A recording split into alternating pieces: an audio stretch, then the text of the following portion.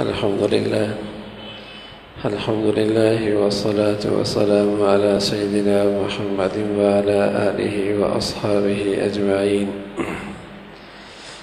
الحمد لله والصلاة والسلام على سيدنا محمد وعلى آله وأصحابه أجمعين.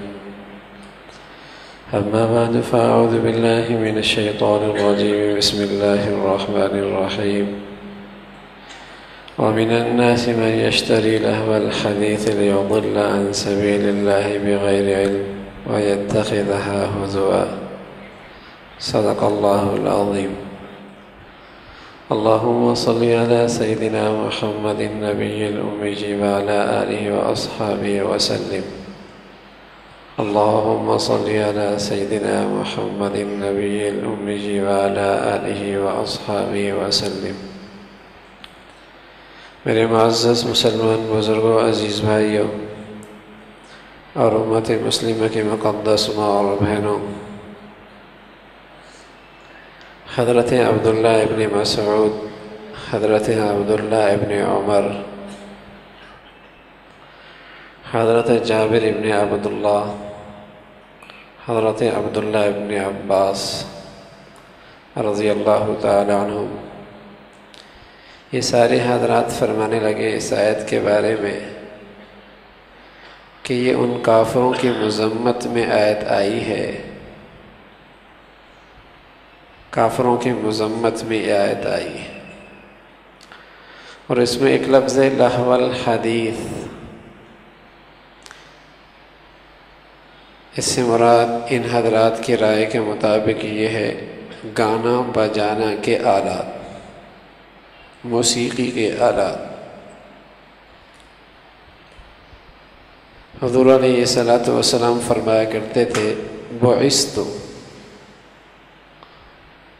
میں دنیا میں اس لیے بھیجا گیا ہوں بکسر المزامیر، کہ موسیقی کے آلات کو مٹا دو، توڑ دو. اللہ کے نبی کہنے لگے. حضور علیہ الصلوۃ والسلام نے فرمایا الغناء ينبت النفاق كما ينبت الماء الزرع، کہ یہ موسیقی دلوں میں نفاق یوں اگاتی ہے جیسے پانی کھیتی کو اگاتا ہے. موسیقی دلوں میں نفاق یوں اگاتی ہے جیسے پانی کھیتی کو اگاتا ہے. ایک ڈاکٹر کہہ دے کہ اس غذا سے یہ بیماری پیدا ہوتی ہے، وہ ڈاکٹر عیسائی ہے، وہ ہندو ہے، لیکن مجھے اس کے فن پر اعتماد ہے، تو زمانے ماہوں سال سے میں اس چیز کا عادی ہوں، لیکن اس کے کہنے پر فوراً اس کو چھوڑ دیتا ہوں. یہ بھی نہیں پوچھتا اس چیز کا اس بیماری سے کیا تعلق. ہندو ہے، عیسائی ہے، مجھے اس کے فن پہ اعتماد ہے، تو میں چوں چرا نہیں کرتا. 40 سال سے اس چیز کے کھانے کا عادی ہوں، ایک لمحے کے اندر وہ میں نے چھوڑ دی. عیسائی نے کہا ہے اس چیز کے کھانے سے یہ چیز پیدا ہوتی ہے، مان لیا. بلکہ بچہ اس کا عادی ہے تو اس کو بچے کو اس سے بچانا اسے شفقت سمجھا جاتا ہے، اولاد کے حق میں اسے خیرخواہی سمجھا جاتا ہے کہ بیٹے اس سے یہ چیز پیدا ہوگی. وہ روتا ہے، چلاتا ہے، لیکن باپ اسے، ماں اسے وہ چیز دینے کے لیے تیار نہیں ہے. بیٹے اس سے یہ پیدا ہوگا.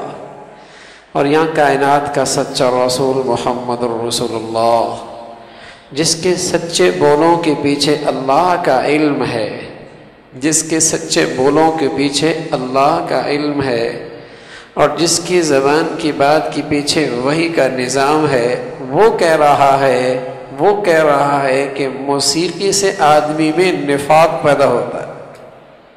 لیکن کہتے ہیں کیسے ہوتا ہے آج کا یہ نادان مسلمان، یہ کیسے ہوتا ہے؟ نفاق۔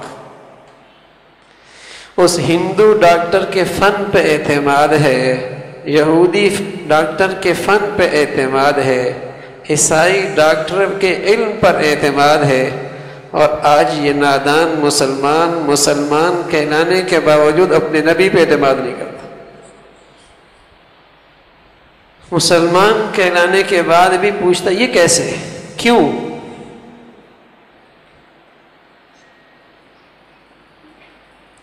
ڈاکٹر کہہ دے کہ اس کے اندر اس سے یہ بیماری پیدا ہوتی ہے تو اولاد کی خیر خواہی یہ سمجھی جاتی ہے کہ اس بچے کو اس سے بچایا جائے۔ آج بچہ روئے تو اس کی خیر خواہی سمجھی جاتی ہے کہ اسے گانے بجانے کے آلات لے آؤ ذرا ٹھیک ہو جائے گا۔ عجیب تماشا نہیں ہے؟ گانے بجانے کے آلات اسے دے دو ٹھیک ہو جائے گا۔ یہ دشمنی ہے، خیر خواہی ہے۔ وہاں عیسائی ڈاکٹر کے کہنے پر اس چیز کو اس سے دور کیا جاتا ہے اور اسے خیر خواہی سے تعبیر کیا جاتا ہے۔ خیر خواہی کر رہا ہے باپ، ماں خیر خواہ ہے۔ آج بچہ روتا ہے، لڑکی روتی ہے اور اسے موسیقی کے آلات مہیا کی جاتے ہیں، جہیز میں دی جاتے ہیں، بلکہ بچے کو خاموش کرانے کے لیے آلات دی جاتے ہیں، بلکہ اس بچے کو اس اسکول میں داخل کیا جاتا ہے جہاں ایک پیریڈ اسی کام کے لیے ہے۔ یہ خیر خواہی ہے، دشمنی ہے۔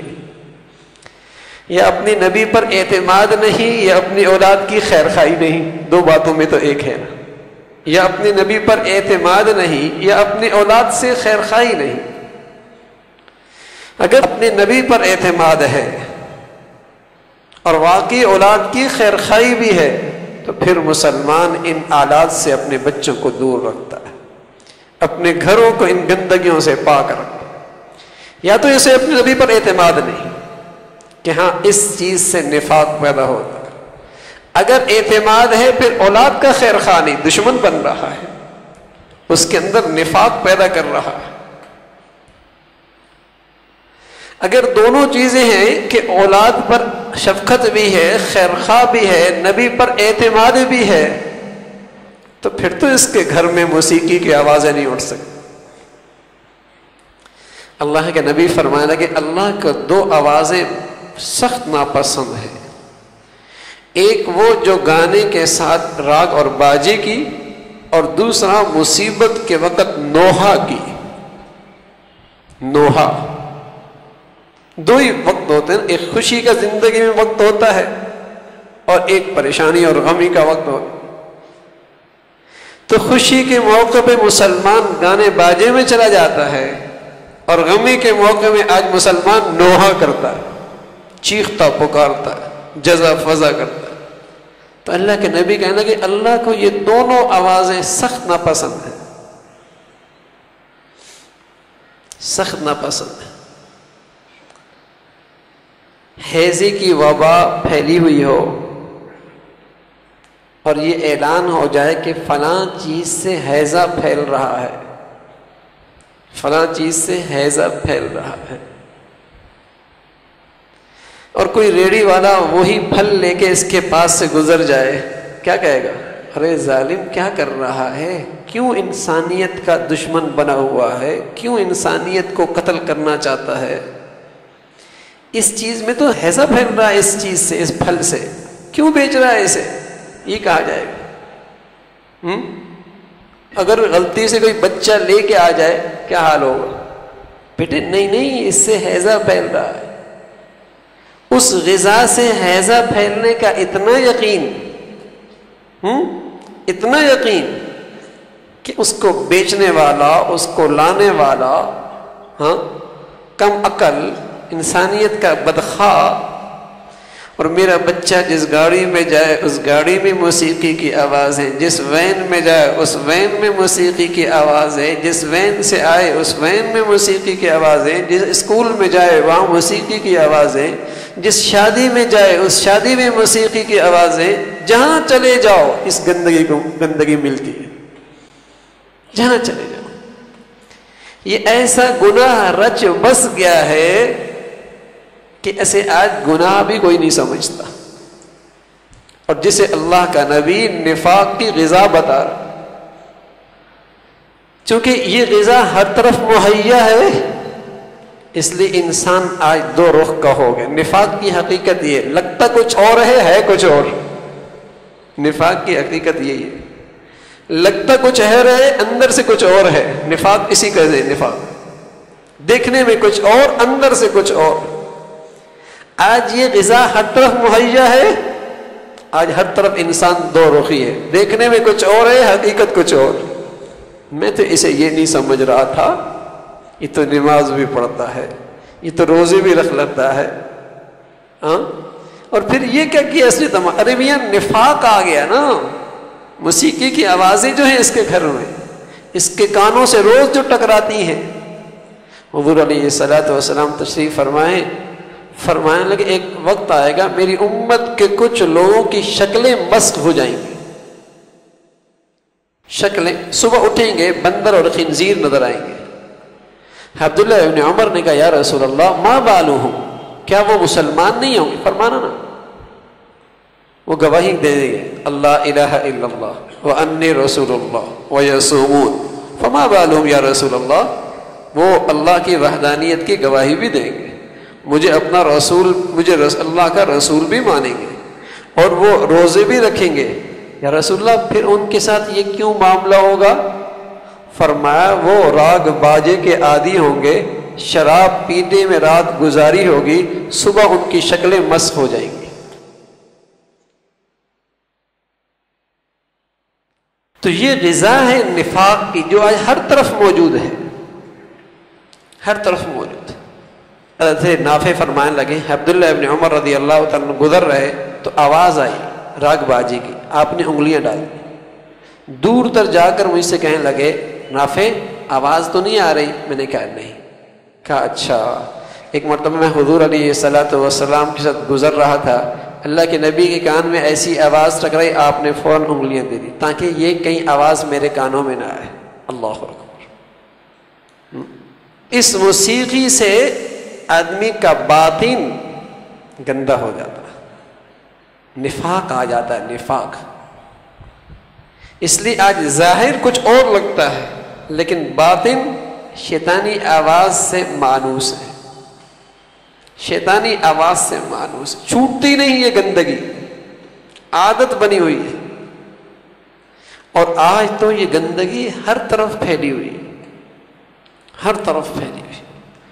اللہ کے رسول صلی اللہ علیہ وسلم ایک موقع پہ فرمانے لگے کہ اس قوم پہ تباہیاں آ جانے لگتی ہیں، آفتیں یک کے بعد دیگرے، جیسے تسبیح کا دھاگا گرتا ہے نا، دھاگا، تسبیح کا دھاگا ٹوٹ جائے تو اس کے موتی گرنے لگتے ہیں، دانے گرنے لگتے ہیں. وظہرت المغاظف وظہرت القینات والمغاظف، وظہرت القینات والمغاظف. جب اس قوم میں گانے اور موسیقی کے آلات عام ہو جائیں گے، ہاں گھر گھر گانے والیاں اور موسیقی کی آوازیں، تو ان پر آفتیں یوں ٹوٹیں گی جیسے کہ تسبیح کا دھاگا ٹوٹ جائے تو دانے گرتے ہیں. ایک آفت کی آواز اب تک ختم نہیں ہوتی، دوسری آفت کی آواز آ جاتی. ایک مصیبت کی آواز ابھی رکتی نہیں، دوسری مصیبت کی آواز کہیں سے آ جاتی. اللہ کا نبی سچ بتا کر گیا ہے.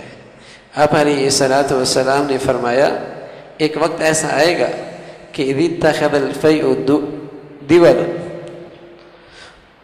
والامانۃ مغرما والامانۃ مغنما والزکاۃ مغرما وعلم الدین لغیر الدین واطاع الرجل امرأته واق امه واقصى اباه وَأَدْنَى صَدِيقَهُ وَظَهَرَتِ الْأَسْوَادُ فِي الْمَسَاجِدِ وَظَهَرَتِ الْقَيْنَاتُ وَالْمَغَاظِفُ. اللہ کے نبی فرمانے لگے ایک وقت آئے گا جب قومی دولت کو ذاتی جاگیر سمجھ کے استعمال کیا جائے گا. لوگ امانت میں ایسی خیانت کریں گے جیسے غنیمت کا مال.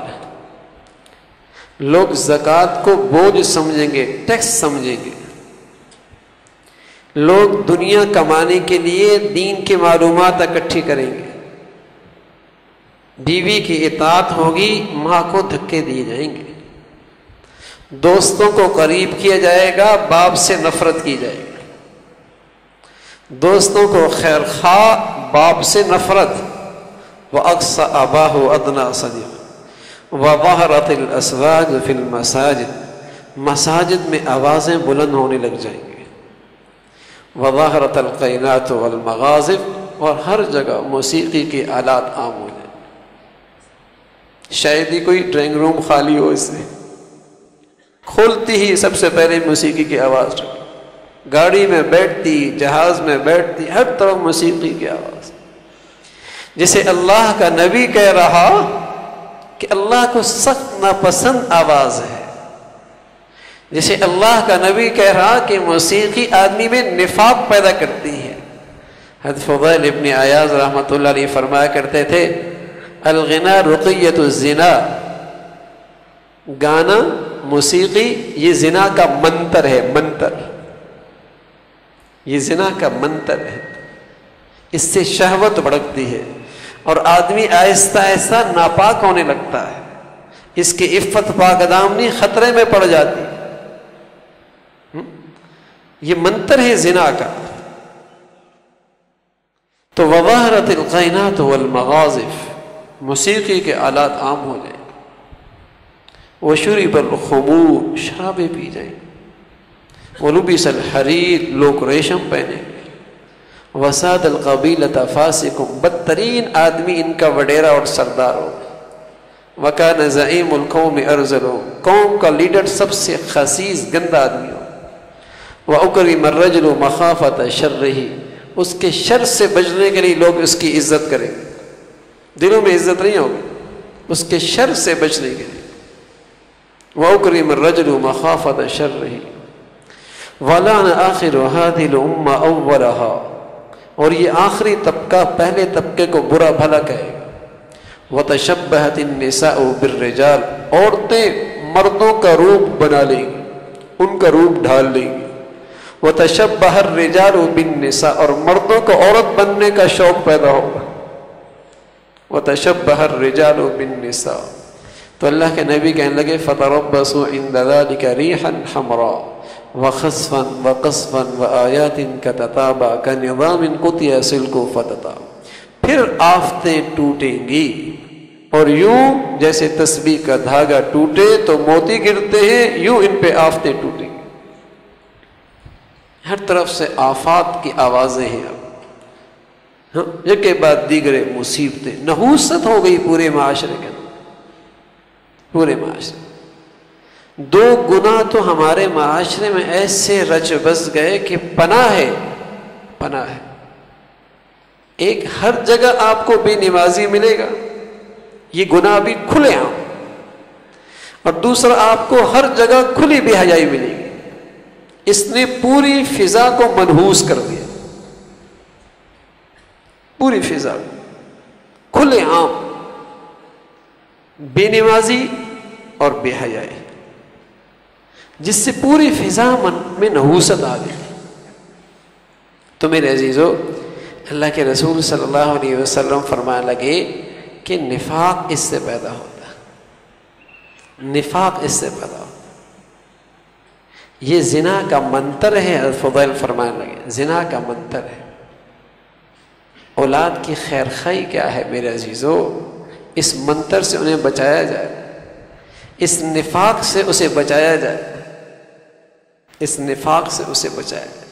وہ بچے ہوتے ہیں، نادان ہوتے ہیں، بس اوقات فکر نہیں ہوتی، انہیں احساس نہیں ہوتا، لیکن وہ آہستہ آہستہ اس کے عادی بن جاتے۔ یہ بلا ہے، ایک مرتبہ عادی آ جائے اور اللہ توبہ کی توفیق نصیب فرما دے، پھر بھی کہیں سے آواز آ جائے نا تو فوراً طبیعت اس کی طرف مائل ہوتی، اس لیے کہ اس میں شیطانیت ہوتی ہے، شیطانیت، پرانا کئی سالوں بعد کان میں آواز پڑی، فوراً اس میں کشش ہوتی ہے، اس میں شیطانی اثرات ہیں پورے طور پر۔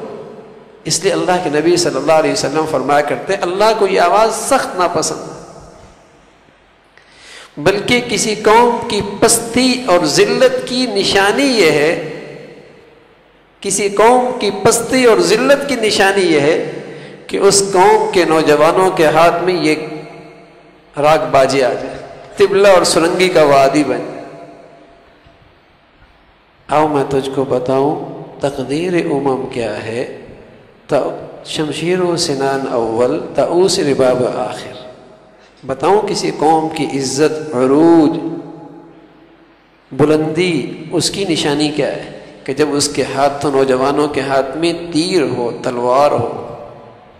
اور اس قوم کی پستی اور ذلت کی نشانی کیا، یہ اقبال کہا کرتا تھا، اس قوم کی پستی اور ذلت کیا ہے کہ اس کے نوجوانوں کے ہاتھ میں طبلہ اور سرنگی ہو، گٹار لے کے ناچ رہا ہو، گٹار لے کے خوش ہو رہا ہو۔ لیکن آج ان چیزوں کو ہمارے معاشرے میں عزت کی چیز بنا دی۔ اگر آپ 50 سال پہلے تو اس فن کے لوگ معاشرے میں گھٹیا لوگ تھے، گھٹیا لوگ تھے، لوگ اپنی بچیوں کے رشتے نہیں لیا کرتا تھا، اس فن کے لوگ گھٹیا لوگ تھے، ان کے اس فن سے نفرت ہوا کرتے تھے۔ توبہ کر لے تو اللہ کا پیارا کوئی بھی بن سکتا، کوئی بھی بن سکتا، اللہ کا ولی بھی بن سکتا، لیکن اس فن سے نفرت تھی۔ لیکن اتنے ایوارڈ دیے، انہیں اتنے اعزازات سے نوازا، انہیں اتنے آگے لایا گیا کہ آج قوم کے نوجوانوں کے آئیڈیل یہ بن گئے، قوم کے آئیڈیل یہ بن گئے۔ آج تعلیمی اداروں میں یہی چیز سکھانے کے لیے مستقل وقت ہے۔ ارے میاں اس کا تعلیم سے کیا تعلق ہے؟ لیکن بدقسمتی سے جن ہاتھوں میں ہمارے ہونہار ہیں اور نئی نسل جن کے ہاتھوں میں آج پرورش پا رہی ہے، بدقسمتی سے ہمارے خیر خواہ نہیں، ہمارے دشمن ہیں۔ یہ ہماری بڑی بدقسمت کہ جن کے ہاتھوں میں ہمارے نونہال جاتے ہیں، نئی نسل جن کے ہاتھوں میں ہے اور جہاں پڑھنے جا رہی ہے، بدقسمتی سے ہمارے خیر خواہ نہیں، بدخواہ ہیں، بدخواہ ہیں۔ اس لیے انہوں نے انہیں نفاق ہی کی غذا مہیا کرنی ہے، نفاق ہی کی غذا مہیا کرنی ہے۔ تو اس سے نفاق آتا ہے، نفاق، اندر کچھ اور ظاہر کچھ اور۔ تو میرے عزیزو، اولاد کی خیر خواہی یہ ہے کہ ہم اپنی اولاد کو ان گندگیوں سے محفوظ رکھیں۔ جس گھر میں ان موسیقی کی آوازیں اٹھتی ہیں وہاں شیاطین کے ڈیرے ہوتے ہیں، اس لیے کہ اسے یہ آواز بہت پسند ہے، بہت پسند۔ پھر وہاں اس گھر کو نحوست سے کوئی نہیں بچا سکتا، وہاں نحوست ہی نحوست ہے، ظلمت ہی ظلمت ہوتی ہے۔ اور اللہ نہ کرے، ہزار بار نہ کرے، اگر اس کی عادت ہماری نسل کو پڑ گئی اور اس حال میں مر گیا، اللہ اکبر۔ خوش نصیب ایسی بھی ہوتے ہیں، سجدوں میں اللہ کو پیارے ہوتے ہیں، تلاوت کرتے کرتے اللہ کو پیارے ہوتے ہیں، اور بس اوقات قسمت ایسی بھی کھوٹی ہوتی ہے کہ گاڑی چلا رہا ہے، سنتے جا رہا ہے، ایکسیڈنٹ ہو گیا، مر گیا، سنتے سنتے مر گیا۔ ہر طرف آواز ہی یہی ہے۔ اب ہمارے بچے جن گاڑیوں میں جاتے ہیں اسکولوں میں، بدقسمتی سے ان کے یہاں صبح صبح آواز ہی ہوتی ہے۔ احساس نہیں رہا آج کہ میرے بچے کیا اپنے اندر لے رہے ہیں، کیا اپنے اندر لے رہے ہیں، اور جس حال میں یہ مرتا ہے اسی حال میں اٹھایا جائے گا۔ پیارا نبی فرمایا کرتے تھے، تموتون کما تعیشون وتبعثون کما تموتون۔ تمہاری موت ایسی آئے گی جیسے تمہاری زندگی، اور ایسی اٹھائے جاؤ گے جیسے تم مرے ہو۔ کیا کرتے ہوئے مرے ہو وہی کرتے ہوئے اٹھائے جاؤ، وہی کرتے ہوئے اٹھائے جاؤ۔ تو اللہ کرے میرے عزیزو، آج مسلمانوں کے گھر اور کاروباری ادارے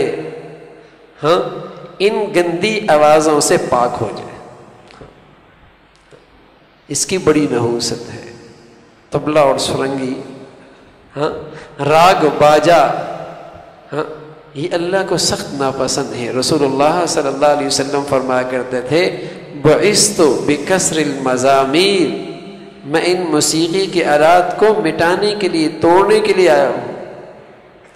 بڑی ہمت ہے آج، نبی کا امتی کہلاتا ہے، مقابلہ نبی سے کرتا ہے۔ ہاں، وہ مٹانے کے لیے آئے، یہ پھیلانے کے لیے کمر بستہ ہے۔ وہ توڑنے کے لیے آئے، یہ اپنی بیٹی کے جہیز میں اسے فراہم کرتا ہے۔ ہاں؟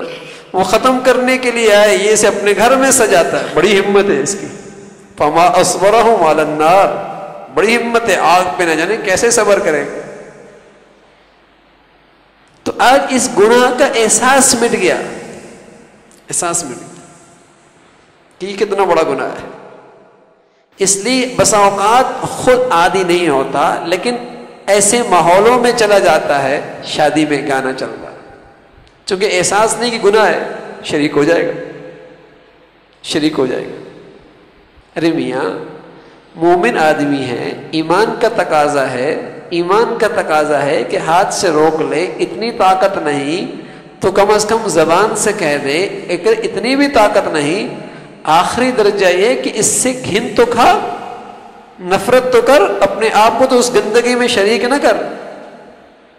آگ جل رہی ہے، میں اپنے کوشش سے اسے بجھاتا ہوں، نہیں بجھ سکتی، آواز دیتا ہوں لوگوں آگ لگی ہوئی ہے، اگر لوگ نہیں آتے، آگ پھیل رہی ہے، اپنا سامان اٹھا کر تو بچا لیتا ہوں،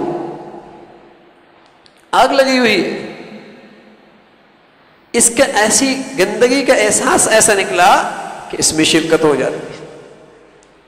ہوٹل میں گئے، وہاں موسیقی کی آواز ہے، اتنی ہمت نہیں ہوتی اس سے محبت سے کہہ دیا جائے، ارے میاں دوسری جگہ چلے جاؤ، نفاق پیٹ کی غذا لے رہا ہے، ساتھ ساتھ نفاق کی غذا بھی لے رہا ہے، نفاق کی غذا بھی لے رہا ہے۔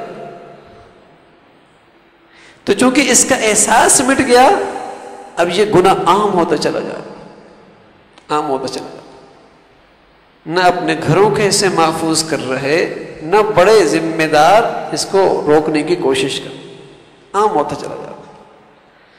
تو میرے عزیزو، اللہ کے نبی صلی اللہ علیہ وسلم نے جس چیز کی جو تاثیر بتائی ہے وہ یقینی ہے، یقینی ہے، ہاں یقینی ہے۔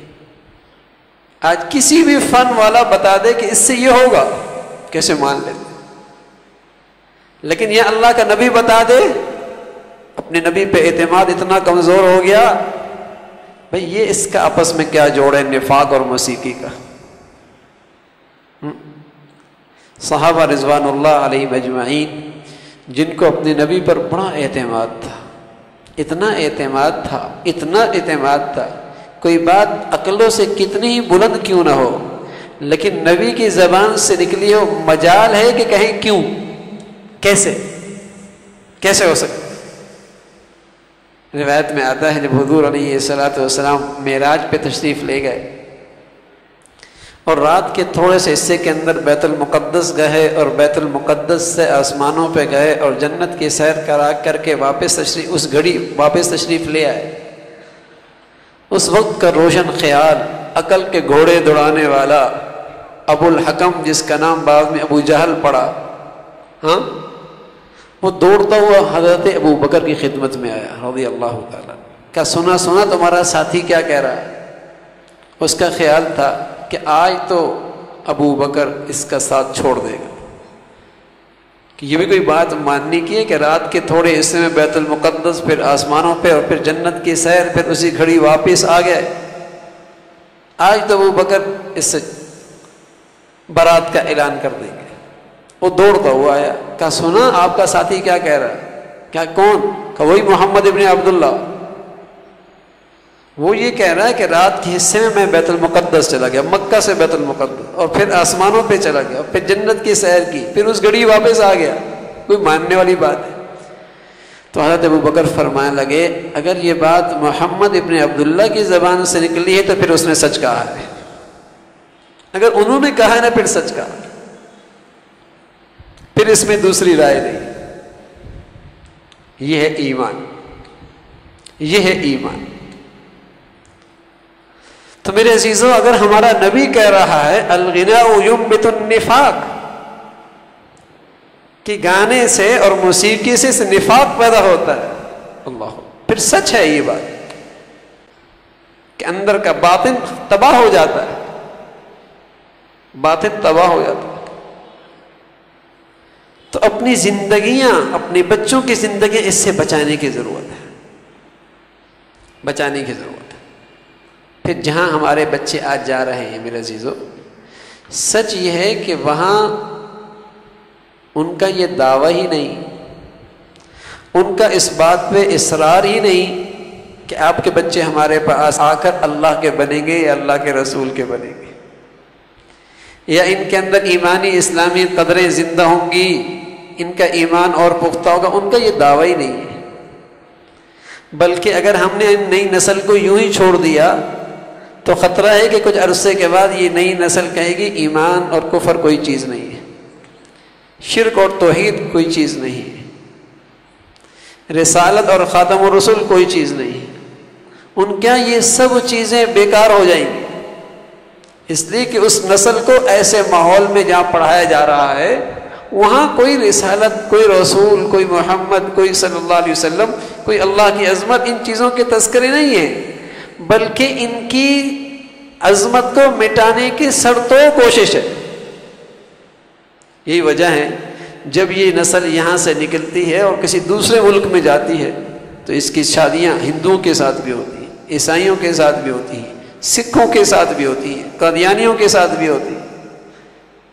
ان کے پھر کفر اسلام کی تمیز مٹ جاتی ہے، توحید اور شرک کے سارے امتیازات ختم ہو جاتے ہیں. تو اپنی اس نئی نسل کو اس ماحولوں میں آزاد نہ چھوڑیں، آزاد نہ چھوڑیں. وہاں تو ان کی زمین سازگار کی جاتی ہے کہ اس کے اندر اچھی طریقے سے نفاق کا بیج اگے، اس لیے وہ پوری فضا کے اندر موسیقی کی فضا دی جاتی ہے، وہاں باقاعدہ سکھائی جاتی ہے تاکہ ان کے دل کی زمین کفر کو آسانی سے برداشت کر سکے، ارتداد کو آسانی سے برداشت کر سکے، ہر گناہ آسانی سے برداشت کر سکے. اس کے لیے موسیقی فضا ہموار کرتی ہے، دل کی زمین ہموار کرتی ہے. اس لیے اب تو کوئی چیز بغیر موسیقی کے آتی نہیں. اس دل کی زمین کو سازگار کرنے کے لیے تاکہ ہر گناہ آسانی سے یہ قبول کرے.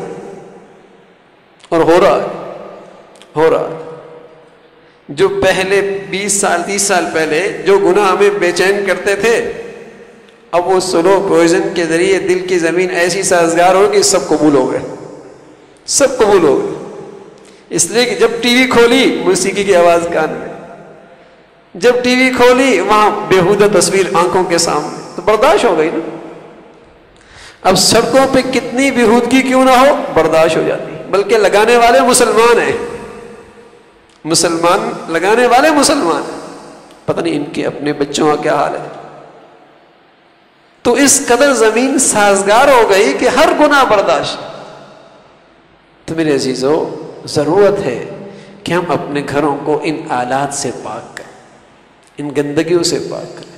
ہماری آخری امید محمد رسول اللہ ہے، ہاں، کہ حوض کوثر سے ان سے پانی نصیب ہوگا، ان کے ہاتھوں سے شفاعت نصیب ہوگی. اور اگر یہ مسلمان اپنے نبی کے مقابل پہ کھڑا ہو گیا، وہ آلات موسیقی مٹانے کے لیے، یہ اس کو بیچنے کے لیے، وہ مٹانے کے لیے، یہ اسے آگے پھیلانے کے لیے، وہ مٹانے کے لیے، یہ انہیں اپنے گھروں میں سجانے کے لیے، تو آخری امید بھی زندگی سے نکل جائے گی. اسی سے تو امید ہے نا کہ سفارش کریں گے، انہیں کے جھنڈے کے تلے نجات کی کوئی شکل بن جائے گی. تو اس گناہ سے نفرت ہو، ہاں، اس سے گھن آ جائے اور اپنی نئی نسل کو اس سے بچایا جائے، اپنی نئی نسل کو اس سے بچایا جائے. اللہ کرے ایسا ہو میرے عزیزو کہ بجائے ہمارے گھروں سے موسیقی کی آواز اٹھے، قرآن کی آواز اٹھے. ہماری سماعتیں بجائے موسیقی کے عادی ہونے کے قرآن کے عادی بن جائیں، قرآن کے عادی بن.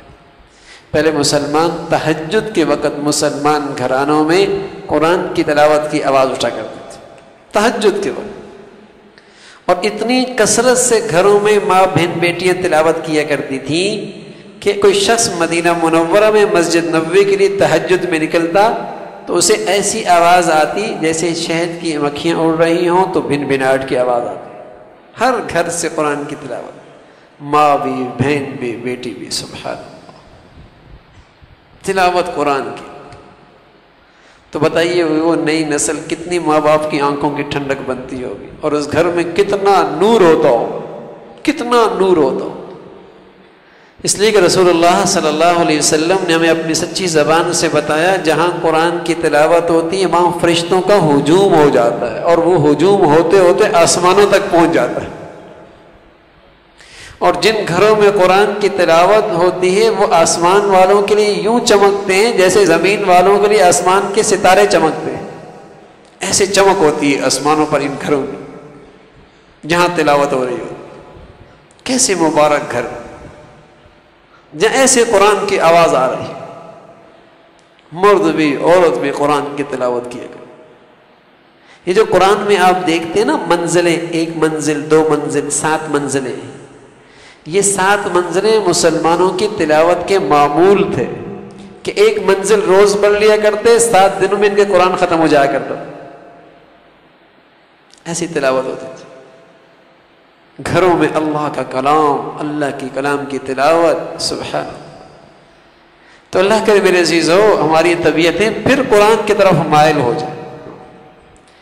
جیسے موسیقی سننے سے نفاق پیدا ہوتا ہے، ہاں اسی طرح میرے عزیزو قرآن کی تلاوت سے، قرآن کی تلاوت کرنے سے الحمدللہ ایمان میں ایسی ترقی ہوتی ہے.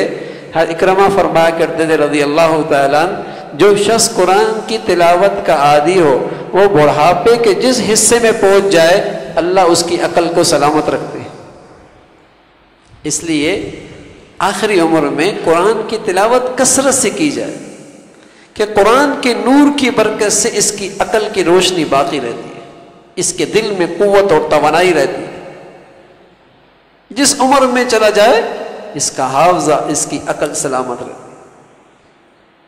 طاقت ہے اس قرآن کی عقل. تو ہمارے گھروں میں میرے عزیزو شیطانی آوازیں نہ آئیں، شیطانوں کی آوازیں نہ آئیں، شیطانیت کی آوازیں ہمارے گھروں سے نہ نکلیں. ہاں بلکہ قرآن کی تلاوت. بلکہ آدھی مصیبت اور آدھی ٹینشن تو آپ کی ویسی ہی ختم ہوگی اگر یہ ہمارے گھروں میں گناہوں کے آلات نہ ہوں. یقین جان آدھی پریشانی ویسی ہی ختم ہو جائے گی. اس لیے کہ جب گھروں میں یہ گناہوں کی آوازیں نہیں آتی نا تو وہاں فرشتے آنا شروع ہو جاتے. شیاطین کہتے ہیں اب یہاں کوئی غذا نہیں دے گی، نکلو یہاں سے. ان کی غذا ختم ہو جاتی ہے. تو آدمی اس گھر کے اندر رحمت محسوس کرتا ہے، انس محبت انس محسوس کرتا ہے، مانوس اس گھر کے اندر سکون محسوس کرتا ہے. فرشتے جیسے آپ اللہ کے گھر میں تشریف لاتے ہیں مسجدوں میں تو ایک انس ہوتا ہے. پھر جس مسجد میں جس قدر عبادت کا ماحول ہو، نیکی کا ماحول ہو، وہاں اتنا ہی انس محسوس ہوتا ہے. تو پہلے مسلمان مائیں بہن بیٹیاں اپنے گھروں کا ماحول ایسا بنایا کرتی تھیں کہ قدم رکھتے ہی گھروں کے اندر سکون ملتا تھا. اس لیے ایک دن ایک شخص حضور علیہ الصلوۃ والسلام کی خدمت میں آئے اور کہنے لگے یا رسول اللہ من نجا، ہم کہاں نجات پائیں؟ کوئی شکل باہر فتنے ہی فتنے ہیں، کیسے نجات ملے؟ تو اللہ کے نبی فرمانے لگے املک لسانک، ایک تو اپنی زبان کو قابو میں رکھو، اور دوسرا کام یہ کرو ولیسع بیتک، تمہارے لیے تمہارا گھر کافی ہو. گھر کا ماحول ایسا پر نور ہو اور ایمانی ہو کہ گھر رکھتے ہی آدمی کا ایمان بچ جائے. گھر قدم رکھتے ہی ایمان محفوظ ہو جائے، ایمان میں ترقی ہو جائے. تو گھروں کے اندر تلاوت کا معمول ہو. اگر گھروں میں اس بات کا اہتمام ہو جائے کہ اپنے گھر کے اندر روزانہ 10 منٹ نکال لیے جائے اور کوئی دینی کتاب اکٹھے ہو کر بیٹھ کے پڑھ لیا جائے، اس کی بڑی برکتیں گھروں میں، جس میں تلاوت کی ترغیب، نماز کی ترغیب، نیکی کی ترغیب. بلکہ جو چیز بس اوقات شوہر بیوی کو نہیں کہہ سکتا یا بیوی شوہر کو نہیں کہہ سکتی، بس اوقات باپ آج جوان اولاد کو نہیں کہہ سکتا، لیکن کتاب پڑھ کر وہ بات سمجھا سکتا ہے. کتاب پڑھ کے وہ بات سمجھا سکتا ہے. تو روز دین کے تذکرے گھر میں ہوں، 10 منٹ بیٹھ کر کوئی کتاب پڑھ لی جائے. ہاں فضائل اعمال ہے، فضائل صدقات ہے، حضرت شیخ الاسلام صاحب کی اصلاحی خطبات ہیں، ان میں سے کچھ لے کر روز کچھ نہ کچھ پڑھ لیا جائے، ہاں، اور جس چیز کی گھروں میں بڑا کمی محسوس کرے وہ مضمون نکال کر ترغیب دے دے۔ ارے میرے عزیزو، پہلے بڑا خیر کا ماحول ہوا کرتا تھا کہ میرا بچہ نانی کے ہاں گیا، وہاں بھی خیر کا ماحول، دادی کے ہاں چلا گیا، وہاں بھی نیکیوں کا ماحول، دوستوں کے پاس چلا گیا، وہ بھی نیک ملے، تعلیمی اداروں میں چلا گیا، وہاں بھی اچھے اساتذہ، اچھا ماحول مل گیا، خیر غالب تھی۔ سچ عرض کروں میرے عزیزو، اب شر غالب ہے۔ ہمیں ضرورت ہے کہ جہاں ہمارا اختیار چل رہا ہے، ہمارے گھروں کا ماحول، وہاں کم از کم ایمان کا تو ماحول ہو، کم از کم وہاں ایمان کا ماحول۔ تو اگر روز اس کا تذکرہ ہو جائے اور تھوڑی دیر کتاب پڑھ لی جائے، اس کی فکر کر لی جائے، پھر کم از کم ہفتے میں 15 دن میں اپنے بچوں کے ساتھ، اپنے گھر والوں کے ساتھ کسی بھی معتبر عالم دین کی صحبت میں جائے، ہاں، اور دین کی بات کو اہتمام سے جا کے سنا جائے، اپنی ضرورت سمجھ کے، اپنی روحانی ضرورت سمجھ کے جایا جائے، اور اس لیے کہ اللہ کرے ہمارے ایمان میں، دین میں اور ترقی، اس کا اہتمام۔ اور پھر بھی اگر کوئی چیز گھر میں کمی رہ رہی اور بات بن نہیں رہی تو اپنے مصلح سے، اپنے مربی سے، اپنے بڑوں سے مشورہ لے لے کہ میں اپنے گھر کا ماحول اور کیسے بہتر کروں۔ جب میرے عزیزو اس کا اہتمام کیا جاتا ہے، پھر اللہ کی مدد ساتھ ہو جایا کرتی ہے اور اللہ کی نصرت ساتھ ہو جایا کرتی ہے، اور الحمدللہ پھر یہ اولادیں اور یہ گھروں کا ماحول ایک دوسرے کے لیے آنکھوں کی ٹھنڈک بنتا ہے، آنکھوں کی ٹھنڈک بنتا ہے۔ ورنہ میرے عزیزو، اگر اس کی آج فکر نہ کی اور میں دیندار بھی ہوں، کل میری دینداری بھی محفوظ نہیں رہے گی، اس لیے کہ میرے بچے میری دینداری بھی باقی نہیں رکھی، ان بچوں کی وجہ سے میری دینداری بھی محفوظ نہیں رہے گی۔ بس اوقات گھر والوں کی وجہ سے دیندار کی دینداری بھی محفوظ نہیں رہتی۔ ہاں، محنت چاہیے، گھر کا ماحول بنانا ہے کہ سبھی کی سوچ ایسی ہو کہ آخرت کی زندگی ہے، ایمان میں، دین میں ترقی میں، دین میں کامیابی ہے، یہ سب کی سوچ بنے۔ اس لیے اللہ کے نیک بندوں کی ایک دعا ہے، ربنا ہب لنا من ازواجنا وذریاتنا قرۃ اعین، اے اللہ ہمارے بچوں کو، ہمارے گھر والوں کو ہماری آنکھوں کی ٹھنڈک بنا، آنکھوں کی ٹھنڈک بنا۔ تو میرے عزیزو، گھر کی فضا بنانے کی ضرورت ہے، اور اپنی زندگیاں اور اپنے گھروں کو آلات موسیقی اور گناہوں کے آلات سے اپنے گھروں کو پاک رکھیں، تاکہ اللہ کے فرشتوں کو وہاں، اللہ کے فرشتے آئیں، نیکیوں کا ماحول بنے۔ اللہ مجھے بھی اور آپ کو بھی بھائی کہنے سننے سے عمل کی توفیق نصیب فرما دے۔ وآخر دعوانا الحمدللہ۔ اللہم لک الحمد کلہ ولک الشکر کلہ، اللہم لک الحمد کلہ ولک الشکر کلہ، اللہم اعنا علی ذکرک وشکرک وحسن عبادتک، اللہم اعنا علی ذکرک وشکرک وحسن عبادتک۔ ہے مولا، جو کچھ کہا سنا عمل کی توفیق نصیب فرما، ایمان والی، سکون والی، چین والی، راحت والی زندگی نصیب فرما۔ ہے مولا، ہم سب کو اپنا تعلق نصیب فرما، اپنی محبت نصیب فرما۔ مولا، ہمارے اولادوں کو بھی اپنا فرما بردار بنا، ہماری اولادوں کو ہمارے لیے صدقہ جاریہ بنا، اور ہمیں اپنے ماں باپ کے لیے صدقہ جاریہ بنا۔ اے مولا، ہر قسم کے ظاہری باطنی فتنوں سے محفوظ فرما۔ مولا، گناہوں پہ سچی ندامت نصیب فرما، ہمیں اپنی غضب سے محفوظ فرما، اپنی پکڑ سے محفوظ فرما۔ مولا، ہم سب کو اپنی رحمت کا سایہ نصیب فرما، قدم قدم پہ ہماری مدد اور نصرت فرما۔ مولا، پورے دین پہ چلنا آسان فرما، ہر گناہ سے بچنا آسان فرما۔ اے مولا، ہر گناہ پہ سچی ندامت نصیب فرما۔ مولا، ہمیں اپنے گھروں کا ماحول نیکی کے مطابق ڈھالنے کی توفیق نصیب فرما، اپنے گھروں کو گناہوں سے پاک کرنے کی توفیق نصیب فرما۔ مولا، اپنے غمیوں میں، اپنی خوشیوں میں اپنے نبی کے طور طریقے زندہ کرنے کی توفیق نصیب فرما۔ اے مولا، ہم سب کے حال پہ رحم فرما۔ مولا، تمام حاضرین حاضرات کو عافیت والی، صحت والی زندگی نصیب فرما، حادثات سے، سانحات سے، موذی اور دیرپا بیماریوں سے محفوظ فرما۔ ہے مولا، ساری امت مسلمہ کے حال پہ رحم فرما۔ عالم اسلام کی حفاظت فرما، ہمارے وطن عزیز کو استحکام نصیب فرما۔ مولا جو مسلمانوں میں نفرتوں کا بیج بول رہے، فحاشی کو رواج دے رہے، ان کے شر سے اہل اسلام کی حفاظت فرما۔ ہے مولا جنہیں قسمت میں ہدایت نہیں، مسلمانان پاکستان کو ان کے شر سے محفوظ فرما۔ ہے مولا ہم سب کے حال پہ رحم فرما، ہمارے ملک پہ رحم فرما۔ ہے مولا ہمارے ملک پہ رحم فرما۔ اے اللہ ظالموں سے نجات نصیب فرما، بے دینوں سے نجات نصیب فرما۔ ہے مولا ہمیں ظالموں اور شریروں کے حوالے نہ فرما، ہے مولا ہمیں ظالموں اور شریروں کے حوالے نہ فرما۔ ہے مولا ہم پہ رحم کا معاملہ فرما دے، ہے مولا ہم پہ رحم کا معاملہ فرما دے۔ ہے مولا سارے مسلمانان عالم پہ رحم فرما دے، ہم سب کی کامل بخشش فرما۔ ہے مولا ہم سب کی کامل بخشش فرما، ہے مولا ہم سب کی کامل بخشش فرما۔ مولا دنیا بھر میں جو بھی جہاں کہیں بھی تیرا دین کا کام اخلاص سے کر رہے، جو تیرے ہاں مقبول ہیں، ان کی عظمت محبت قدر نصیب فرما۔ مولا مساجد کی، مدارس کی، مکاتب کی، علماء کی حفاظت فرما۔ ہے اللہ محنت کرنے والوں کی محنتوں قبول فرما کر دین اور اہل دین کو سربلندیاں نصیب فرما، ہدایت کی فضاؤں کو عام فرما۔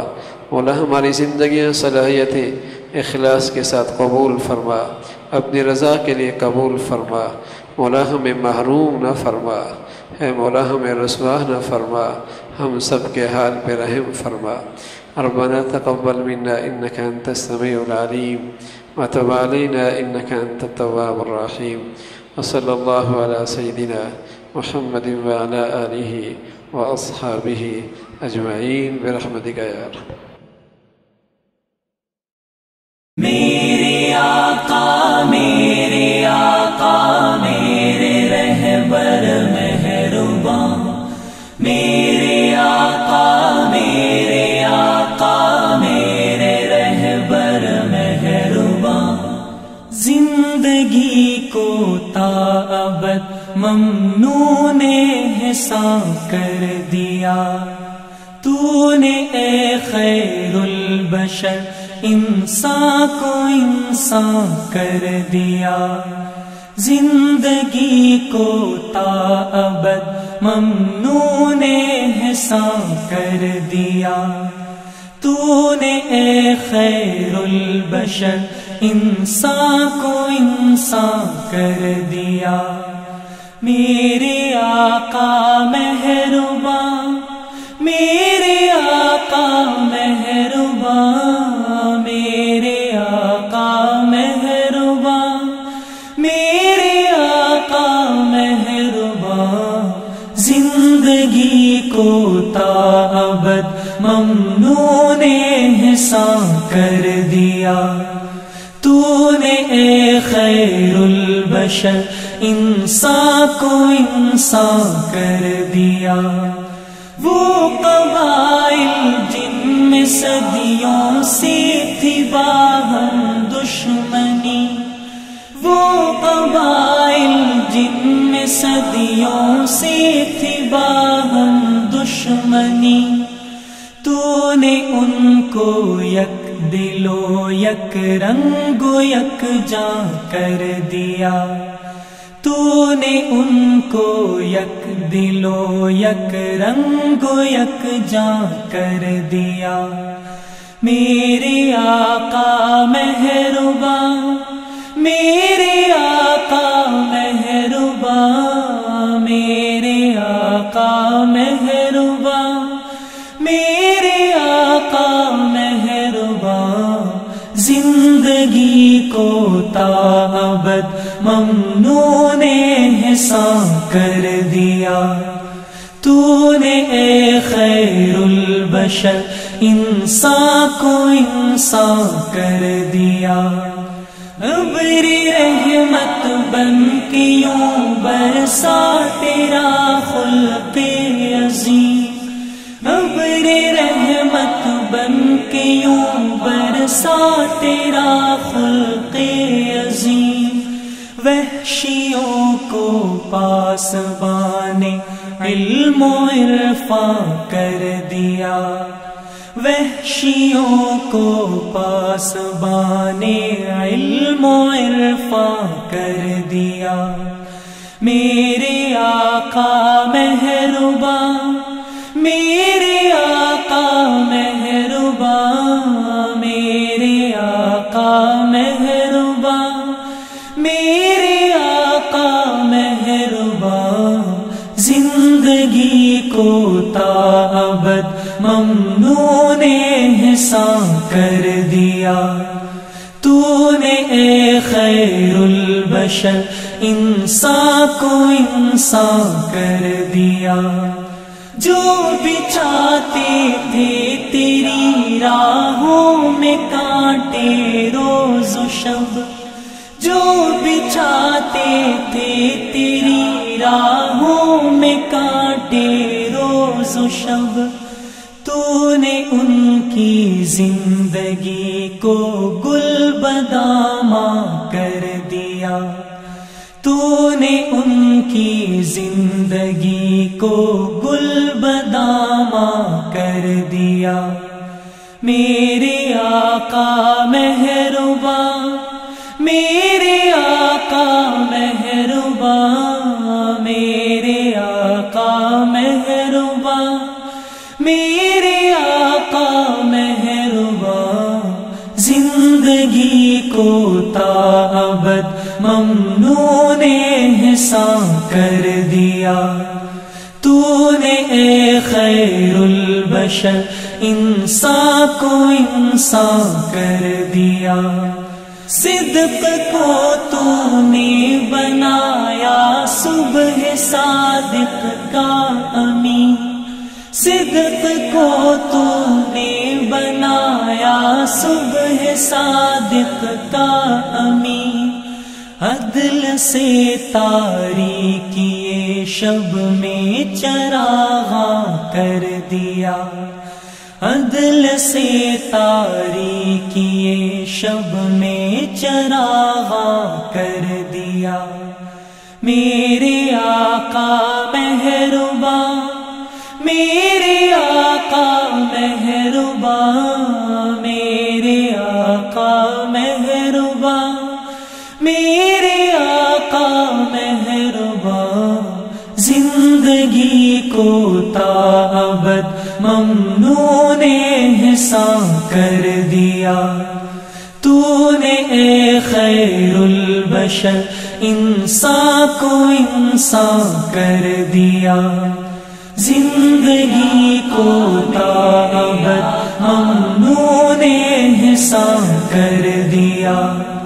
تو نے اے خیر البشر انسان کو انسان کر دیا.